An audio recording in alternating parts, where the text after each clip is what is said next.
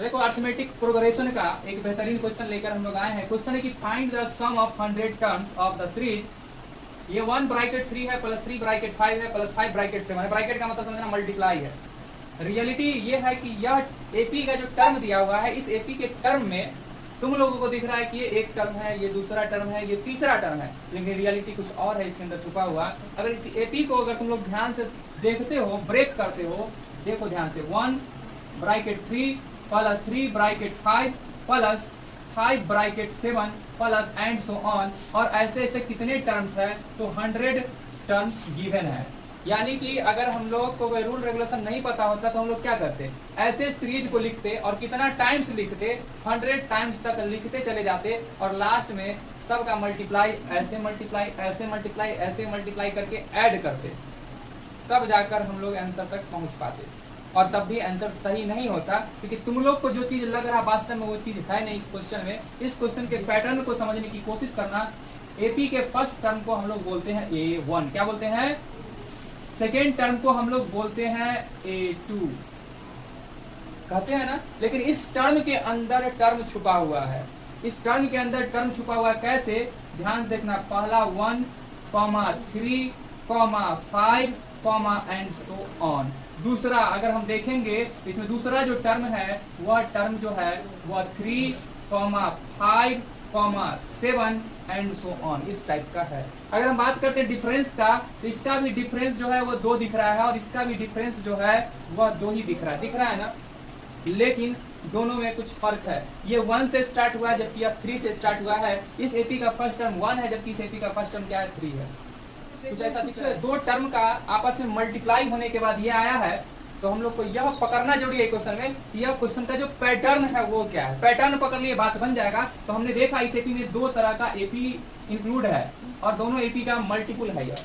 तो हम लोग ये फर्स्ट एपी को मान कर चलते हैं। इस एपी का देखो, एक तुम लोग फॉर्मूला पढ़ा था N is equal to formula होता है a plus n minus 1 into D.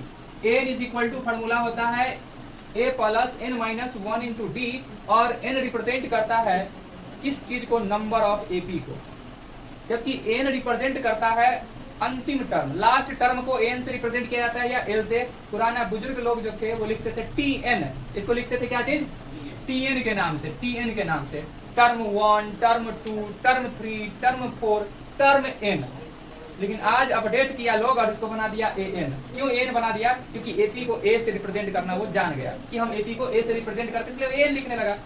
an, जैसे मान लो a1, तो a1 मतलब क्या निकल के आएगा, a। ध्यान से देखना इस चीज को, सारा कॉन्सेप्ट खोल देते हैं यहाँ पे कि जैसे a1, तो a1 किसके इक्वल हो जाएगा, ध्यान देखना, a की जगह a प्लस n की जगह पर कितना 1 माइनस 1 इंटू डी। तो क्या निकल के आ जाता है, a1 is equal to a plus 1 में से 1 गया 0, 0 मल्टीप्लाई d 0, यानी a1 इज इक्वल टू क्या, a1 इज इक्वल टू क्या।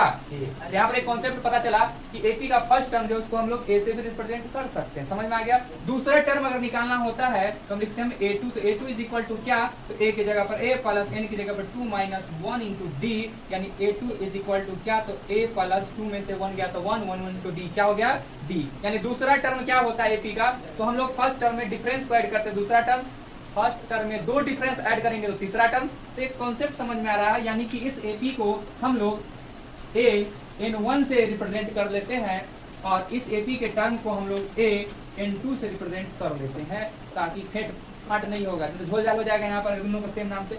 अगर एक घर में 2 बच्चा जन्म लिया, दोनों का नाम सेम डाल दिया जाए तो बुलाने पर दोनों दौड़ के आएगा, दिक्कत है।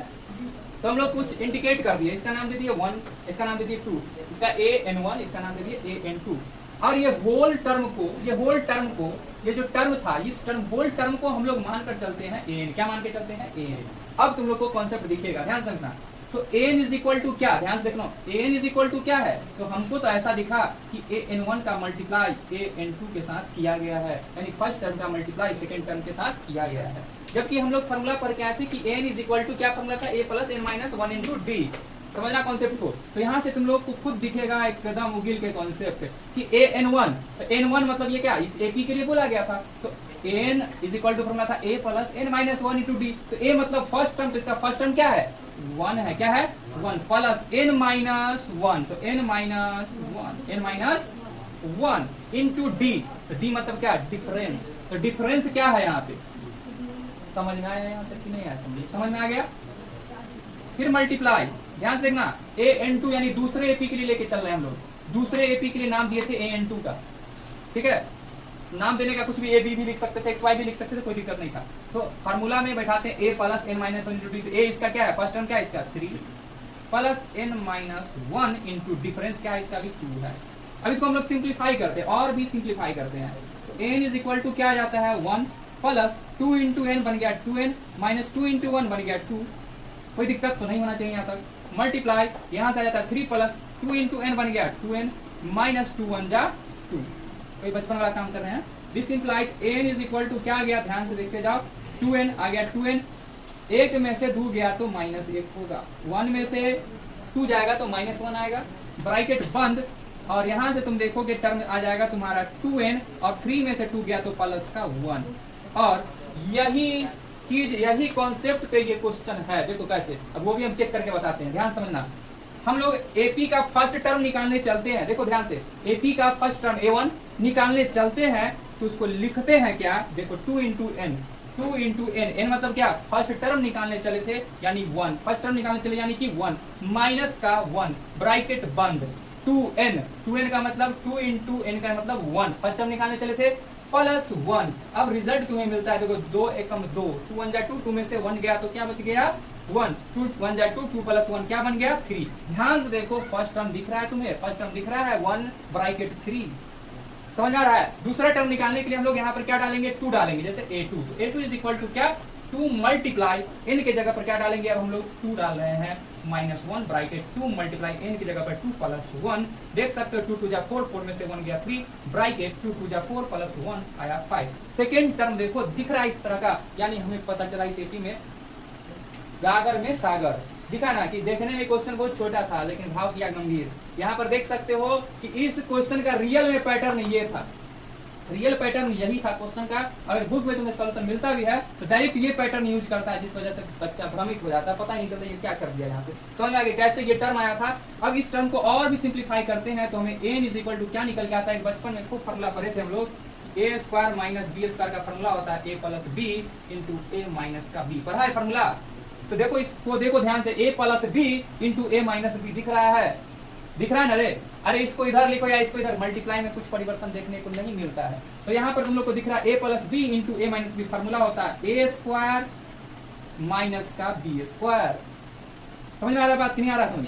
तो यहाँ से हमने देखा कि n इज इक्वल टू आ गया 4n स्क्वायर माइनस का 1, 4n स्क्वायर माइनस का 1।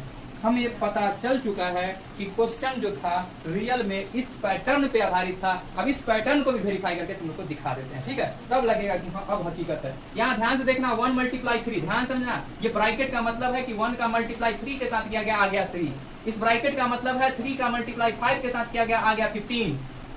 अब ये इसमें जैसे ही हम ये वैल्यू को पुट करेंगे ना तो ये रिजल्ट मिलेगा। ध्यान से देखना, अगर हम लोग a1 इज इक्वल टू निकालने की कोशिश करते हैं, यहाँ पर लिखते हैं 4 मल्टीप्लाई n की जगह पर 1 का स्क्वायर माइनस 1, यानी 4 1 जा 1 का स्क्वायर 1, 4 1 जा 4 माइनस 1 इज इक्वल टू 3, क्या दिखा 3। अगर हम लोग मान लो सपोज दैट यहाँ पर a2 निकालने चलते हैं, इस टर्म में डायरेक्ट पुट कर देते तो आ जाता है 4 मल्टीप्लाई 2 का स्क्वायर माइनस 1, यानी कि 2 2 जा 4, 4 मल्टीप्लाई 4 कितना आ जाएगा 16, 16 से बन जाएगा कितना 15, देख लो आ गया 15। तो रियल में यहाँ पर भी वेरीफाई हो चुका है, इसको और सिंप्लीफाई किए तब भी वेरीफाई हो गया। हम लोग को पता चल चुका है कि इसका n टर्म इस फॉर्म में जा रहा है, यानी हम इसका बोल रहा था क्वेश्चन में कि 100 टर्म का सम निकालने के लिए, तो हम इस पैटर्न पर पहले n टर्म का सम निकाल लेते हैं। n टर्म के सम में n के जगह पर जैसे ही 100 पुट करेंगे तो हमें 100 टर्म तक का सम पता चल जाएगा। समझ में आ गया कि नहीं आ गया? अगर 100वां टर्म निकालना है कि 100 नंबर पे कौन सा नंबर आएगा, तो यहाँ पर हम 100 डालेंगे तो हमें पता चल जाएगा कौन सा नंबर। देखो 100 दूने 2 क्या आ जाएगा 200, 200 में से एक जाएगा क्या हो जाएगा 199, तो 199 ब्रैकेट 199 ब्रैकेट 201 आ जाएगा। देखो 200 100 दूनी 200 प्लस 1 201, समझ में आ गया? तो देखो हम लोग n इज इक्वल टू ये ले आए हैं।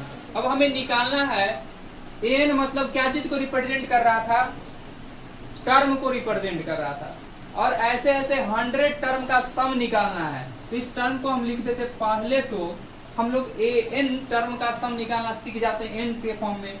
तो s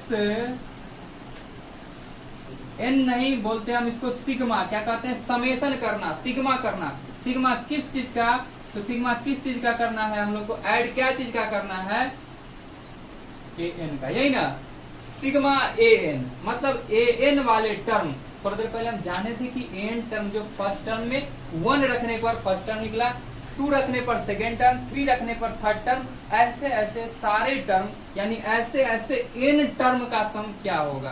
तो ऐसे ऐसे एन टर्म का sum is equal to sigma, क्या आया था, ऐसे टर्म का सम क्या रिजल्ट दे रहा था, तो सिग्मा 4n स्क्वायर माइनस 1।